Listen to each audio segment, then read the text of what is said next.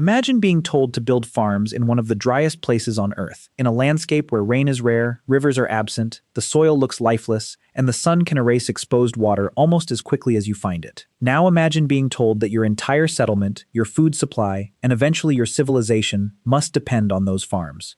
For most people, that sounds impossible. Yet around 2,000 years ago, deep inside what is now southern Libya, the Garamantes managed to grow crops, support permanent settlements, and build a powerful society in the middle of the Sahara. That is what makes their story so strange.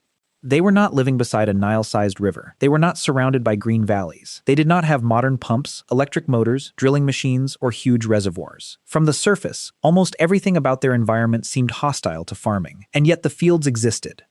So the real question is not simply how the Garamantes survived the Sahara. The real question is how they made agriculture work in a place where agriculture should have failed. To understand the problem, start with what farming actually requires. A traveler can cross a desert with a water skin. A caravan can move from one well to another. A herd can be driven toward distant grazing land. A field cannot do any of those things. Crops stay where they are planted, and once they begin growing, they need water repeatedly. If the water fails for too long, the harvest fails with it. That means a farming society in the Sahara needs something far more dependable than occasional rainfall.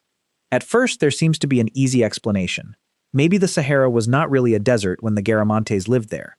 Thousands of years earlier, that would have been closer to the truth.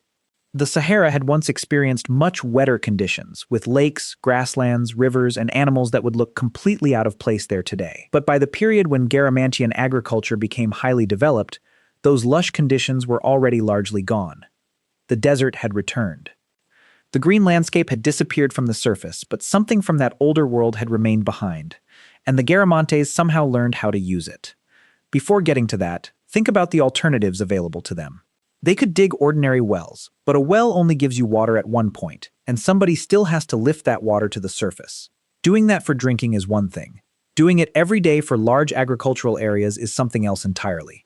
Thousands upon thousands of containers would need to be raised, carried, and poured onto fields over and over again.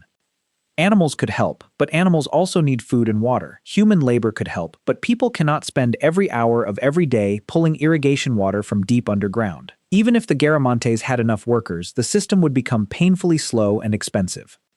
So the problem was not just finding water. The problem was moving enough water, continuously, without the kind of technology we would use today. And there was another enemy waiting for them on the surface: heat. If water had to travel long distances through open channels, part of it would be lost before it ever reached the crops. In a place where every drop mattered, that loss could decide whether a field survived or died. The Garamantes therefore faced three problems at the same time. They needed a reliable source, they needed a way to move large quantities of water, and they needed to protect that water from the desert while moving it. Solving only one of those problems would not have been enough. Somehow, they solved all three with the same system. But first, where was the water coming from? The answer begins with the geology beneath the Fezzan. Long before the Garamantes built their settlements, water from wetter climatic periods had soaked downward into layers of porous rock and sediment.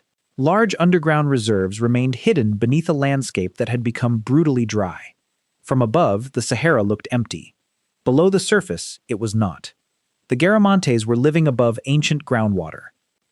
That sounds like the solution, but in reality, it only creates another problem. Water hidden underground is useless to a field unless you can bring it to the crops. Today we would drill down, install a pump, and force the water upward. The Garamantes could not do that. Instead, they found a way to avoid lifting the water at all. This is where the scale of what they built becomes almost difficult to believe. Across parts of the Garamantian landscape, archaeologists have identified long lines of vertical shafts stretching across the desert. From the surface, they can look like repeated holes in the ground, one after another, sometimes continuing for enormous distances. But those shafts were not separate wells. They were connected.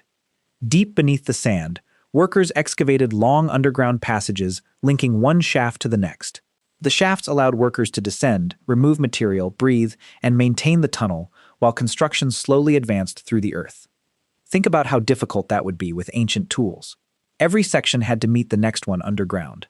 Every mistake meant more digging. The tunnel had to follow the right path through the landscape, and the builders had to understand where the hidden water lay, even though they could not see it from the surface. And these were not tiny experiments.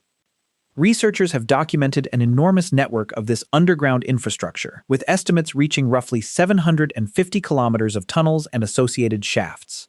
750 kilometers of underground works in the Sahara. That number matters because it tells us this was not a clever trick used by a few farmers. It became part of the foundation of an entire agricultural landscape. Once reliable water reached cultivated areas, everything else became easier. Crops could be grown more consistently, food could support larger permanent communities, settlements could expand, people could specialize in work beyond simply searching for the next source of water, trade became easier to support, political organization became more complex. Storage, crafts, exchange, and administration all became more practical when food production became dependable. This is why the Garamantes matter. Their achievement was not simply that they survived in the desert. Human beings had survived harsh deserts for thousands of years. The extraordinary part was that they created enough agricultural stability to support a settled and increasingly complex society in a place where the surface environment seemed to offer almost nothing. But their success came with a hidden weakness. The water beneath them was not something they had created. It was a resource inherited from the geology and climate of the region. As long as enough groundwater remained at the right level, the system could continue feeding the fields. If that level began to fall, the entire arrangement became harder to maintain. At first, the change might have been small. A little less water entering the channels, then slightly weaker flow, then more effort needed to extend or deepen parts of the system. Eventually, a tunnel that once carried water could sit above the level where the groundwater now remained. At that point, the tunnel itself could still be perfectly built. Nothing had to collapse, nothing had to break. The water simply no longer reached it in the same way. That is what makes the Garamantian system both brilliant and fragile. They had built a machine whose engine was not wood, metal, or muscle. Its engine was the landscape itself. And now the original mystery can finally be answered. How did the Garamantes farm the Sahara with no river? They did not drag water across the desert, and they did not constantly haul it upward from deep wells. They built long, gently sloping underground tunnels that reached into groundwater at higher elevations and allowed that water to move downhill toward their farms under the force of gravity.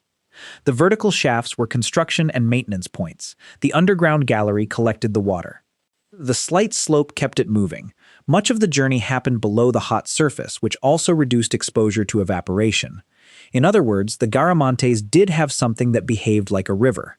It just did not run across the surface. They created an underground flow system that turned hidden groundwater into a dependable supply for agriculture. The aquifer became the reservoir, the tunnel became the channel, gravity became the pump, and the desert itself provided the slope. That was the real secret. The Garamantes did not defeat the Sahara by forcing it to become green. They found a narrow opportunity hidden inside the desert and built their society around it. From above, there was no river. From below, the entire civilization depended on one.